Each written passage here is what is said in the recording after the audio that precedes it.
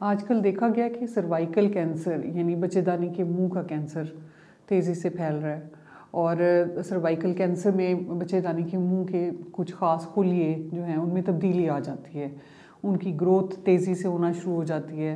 पहले तो वो बच्चेदानी के मुंह यानी सर्विक्स को इन्वॉल्व करते हैं, फिर ये फैल के पूरी बच्चेदानी को इन्वॉल्व कर लेता है, यानी पूरा यूट्रस इन्वॉल्व हो जाता है। और फिर ये बाकी जगहों पे स्प्रेड होके मसाने को, आंतों को भी इन्वॉल्व कर देता है और फिर पूरी बॉडी में तेज़ी से फैल जाता है। तो ये एक ख़तरनाक बीमारी है जिससे बचने के लिए ज़रूरी है कि इसकी अर्ली स्क्रीनिंग की जाए, अर्ली डिटेक्शन की जाए और इसको प्रिवेंट करने के तरीके इख्तियार किए जाएँ, एहतियाती तदाबीर इख्तियार की जाएँ। आज इस बारे में मैं डिटेल से आपसे बात करूँगी।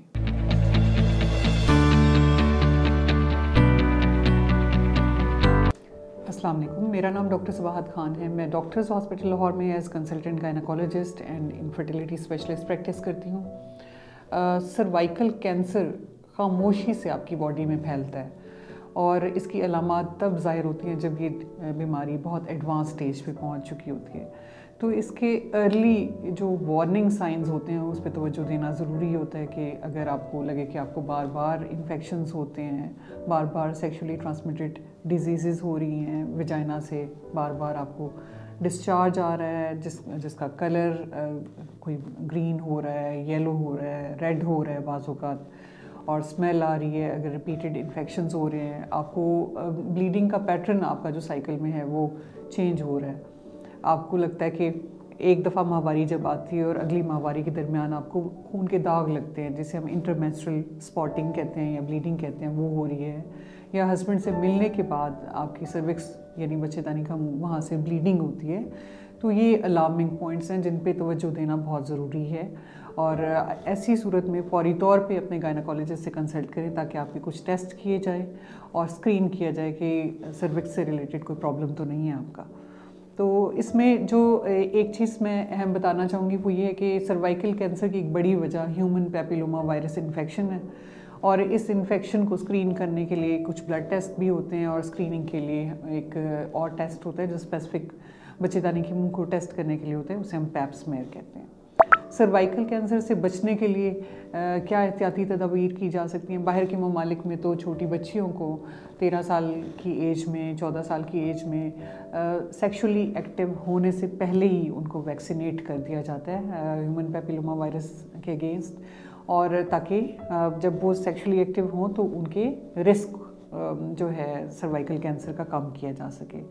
पाकिस्तान में ये रेडिली अवेलेबल नहीं है वैक्सीन, लेकिन यहाँ पे हम ये सजेस्ट करते हैं कि सेफ़ सेक्स प्रैक्टिस करें, यानी मल्टीपल सेक्सुअल पार्टनर्स को आप अवॉइड करें क्योंकि उससे फिर आपके सर्वाइकल कैंसर होने का रिस्क बढ़ जाता है।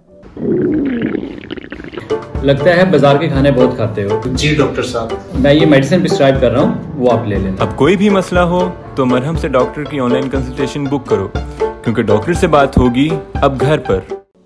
इसके अलावा आप अपनी स्क्रीनिंग करवा सकती हैं कि यानी आप पैप स्मेयर करवाएं जो कि हर 3 साल बाद पैप स्मेयर किया जाता है, यानी बच्चेदानी के मुंह का टेस्ट होता है तो जिस पे पता चलाया जाता है कि उसमें कोई चेंजेस तो नहीं आ रहे बच्चेदानी के मुंह के खोलियों में, कोई कैंसरस चेंजेस तो नहीं आ रहे। अगर कुछ ऐसा आ रहा है तो उसको फिर अर्ली पिक किया जाए, और अगर कोई आपका पैप स्मेयर का टेस्ट एबनॉर्मल आता है तो ये नहीं है कि आप उसकी रिपोर्ट को फॉलो ना करें और या फिर उसका ट्रीटमेंट ना लें।